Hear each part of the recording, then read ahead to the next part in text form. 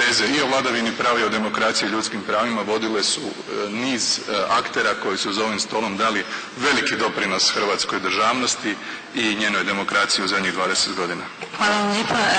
Ja sigurno sam da će gospodin Nigel imati nešto za reći i to vrlo skoro o toj demokraciji unutar Europske unije. Ipak ste vi europarlamentarac dugo vremena. Well, in a sense, I agree with you. It would be wrong to call the European Union undemocratic. It isn't undemocratic, it's anti-democratic. It actually loathes the very concept of democracy. You said that Mr. Barroso had democratic legitimacy. He was presented to the European Parliament for the European Parliament to approve. We were given a choice of one. That was it. I don't call that democracy. When in smoke-filled, well, it used to be smoke-filled rooms, no longer sadly, but when, cooked up quietly amongst the big countries, and Tony made the point earlier that if France and Germany say yes, then it goes, and we're presented with this fella, and that's it. There's no debate, there's no opposition. So I don't call Mr. Barroso's appointment democratic in any way at all. I have participated, you're quite right, in national debates in other countries. I participated in the French referendum. Remember the French in 2005 had a referendum on the European Constitution. They said no. A few days later, the Dutch had a referendum on the European Constitution, and 2/3 of them said no. Those results were just ignored. Just ignored. What they did was they dropped the name Constitution and they replaced it with something called the Lisbon Treaty. The content was exactly the same as the document that had been rejected. In the case of poor little Ireland, small countries get bullied by the big boys, and twice the Irish have been bullied and forced into overturning results. They could have democratised the EU, they could have done it in the Constitution, they chose not to do it. They hate democracy. And there's a new word in Brussels for democracy. It's called populism. And I remember, after the Irish said no to the Constitution, Herr Schulz, the leader of the Socialist group in the European Parliament, standing up and saying, the EU will not bow to populism. I mean, this is terrifying. And whatever you say around this table about the problems that you've got here in Zagreb or within Croatia, listen, in a sense, I view that as being good, healthy stuff. Because you're arguing amongst yourselves as to whether you've got a good government or a bad government. But goodness me, look what you have got going for you. You've actually got your independence. You've got your own government. You've got your identity. You've got your pride. And all of that has been hard-won in blood. And what you're about to do is to give that away. What you're about to do is to become a province of an empire once again. Don't take my word for it. Take Mr. Barroso's word for it.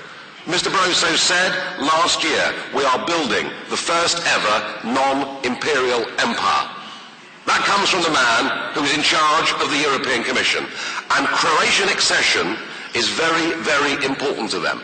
They will make you all sorts of false promises between now and your referendum. This empire is in trouble. And unless it keeps expanding, unless somebody keeps peddling the wheels, there's a danger that people then start to look even more deeply at the problems within. So already it's being championed in Brussels that Croatia is joining, which shows how wonderful and healthy the whole thing is. I had a little experience the other week.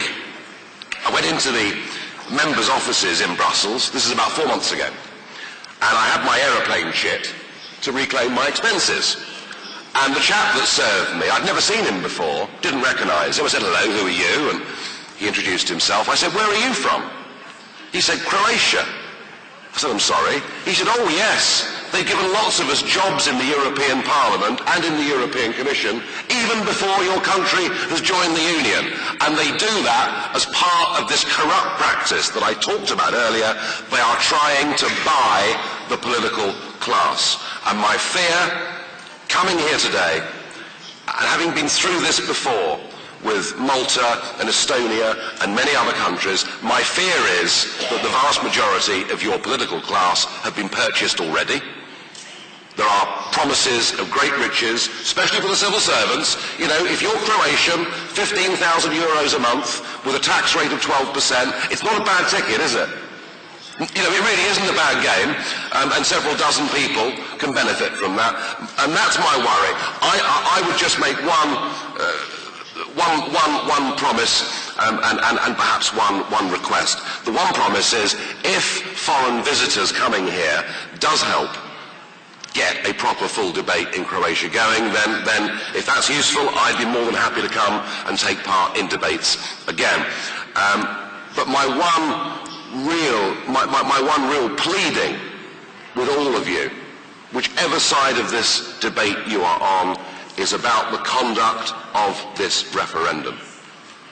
You know, it cannot be democratic to conduct a referendum on a country's constitutional future unless you absolutely make sure that through the media and through levels of expenditure that both sides of this get a fair crack of the whip. Because if one side massively outspends the other side, and we've seen this in many, many accession referendums, then you may well be storing up all sorts of problems for the future. You know, if you take away from people their identity, if you take away from people their ability to govern themselves, then all they are left with, if voting doesn't change anything in the future, all they are left with is civil disobedience, disorder or violence. I think we're beginning to see that in Greece at the moment. You know, they've started burning European Union flags with swastikas drawn on it. You know, these are bad things to be happening in the 21st century in Europe. So you are on the edge of making a massive historic decision. If the people of Croatia want to give their country away, that's fine. You can do that, but make sure it's done in a free and fair referendum. Otherwise, this problem will not go away. Thank you. Gospodine Farage, thank you. Ono što sam vas htjela pitati, gospodine Farage, vi ste rekli da zapravo u našoj zemlji se često komentira kako ulaskom u Europsku uniju prestaje zapravo i korupcija. Što je sa korupcijom unutar Europske unije? Postoji li toga, ima li toga zapravo u Europskoj uniji i kakve su osobe na tim pozicijama? Well, look, I mean, this argument that because a few things are wrong in Croatia, we should give everything away because somebody else might run it better than our own people, I think is an appallingly weak argument. When it comes to corruption in the EU, it is a most remarkable setup. The accounts of the European Union have now not been signed off by the auditors for 16 years in a row, which is quite remarkable. I mean, if this was a public company, they'd all be in prison. Those that criticise the accounts get sacked. We've seen that with Marta Andreasen and various others. And if you look at some of the personnel, I mean, it's truly remarkable. There is, I mean, one or two mentioned YouTube. I did do a few years ago, and it's up on YouTube. I went through the list of the European Commission and all their previous criminal convictions. Yeah, I mean, it was wonderful. The French had a commissioner. I mean, top staff. He was convicted of embezzlement, given a 2-year suspended jail sentence, barred from public office for life. And when I dared in the European Parliament to stand up and say this, I mean, all hell broke loose. You think I'd done something dreadful. So we've really, when it comes to corruption, when it comes to financial corruption, I suspect that in Croatia you're just mere beginners. Samo određena skupina ljudi u komisiji. I to je ono što je zbunjujuće, što hrvatska javnost zapravo ne zna. Je li to zaista tako i zapravo čemu sve ovo ako mi o ničemu više nećemo odlučivati?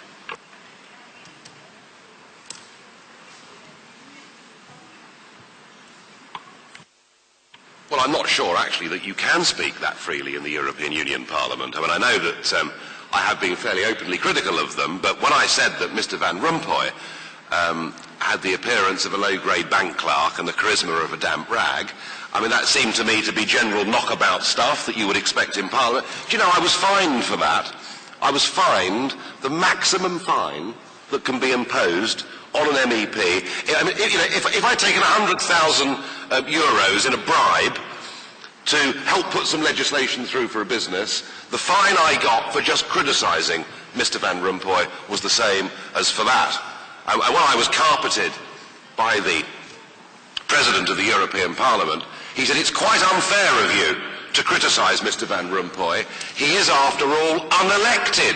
I said, "I know, that's the point I was trying to make." So, criticism of the EU is in some ways becoming harder. They don't like criticism, and in fact, I have been called not long ago, after a speech I'd given, Danny Cohn-Bendit, the leader of the Greens, said that I and opponents of the Lisbon Treaty were mentally ill. So we're mentally ill for opposing the European Union, and I think that one or two people on this table know about regimes that criticise those who have differing views by writing them off as being mentally ill. You know, there is something being created in Brussels that is not prepared to listen to any other form of argument. It's absolutely cocooned in its own little world. It has its supporters in the political classes out in the member states, but increasingly the peoples of Europe are turning against this thing. And I repeat what I said earlier. You know, I am not anti-European. I want us to have a proper forum where, as sensible European nations, we can sit round the table and agree how we trade together, and agree to cooperate, and agree to try and be good neighbours. But you don't do that by literally giving away control over the levers of power to Herman Van Rompuy or Mr. Barroso. Tko je izabrao gospodina Van Rompuya I gospodina Barrosa? Tko je glasao za njih? Well, this is the leaders. This is the leaders that make a decision. And you know, as I say, in Mr. Barroso's case, he had to be put before, or the Commission President has to be put before the European Parliament, but all we were given was a choice of one. When it comes to Mr. Van Rompuy, my old mate, remarkable. I mean, we were told that when Europe had a president, it would be somebody who would be such a giant global figure that he would stop the traffic in Washington and Beijing. And what we actually got was Mr. Van Rompuy, who nobody had ever heard of. And he wouldn't even stop the traffic in Brussels. And I think the reason for that, I think Sarkozy and Merkel lost their nerve. You know, the only person they could have picked that would have had that global influence would have been Blair. You know, Blair was the only one really that could have done that. And I think they felt that if they went for Blair, their own positions and their own prominence would in fact be severely usurped. So we've got this funny little man who is the permanent president of the European Council, but he's actually rather powerful because he's the guy that is pushing the economic governance package. And I mean, Tony Cochran made the point earlier that at the moment, if you're in the EU, about 75% of your laws don't get made by your own parliament, they get made by the European institutions, and we have an 8% say over those laws.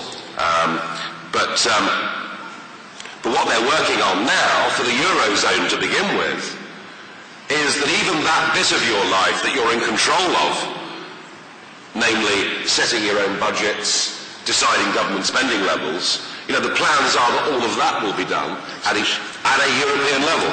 And the plans are, from 2014, to introduce the first ever direct taxes, direct EU taxes. Now, we're not quite sure how they're going to be, whether it'll be on a tank of diesel, you know, quite how they're going to do this, they haven't really decided.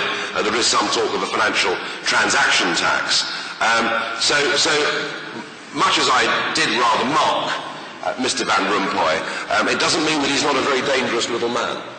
And he is a very dangerous little man. You've got to remember, and it may be difficult for you in Croatia to understand this, you know, the people that are running this project believe we should abolish nation states.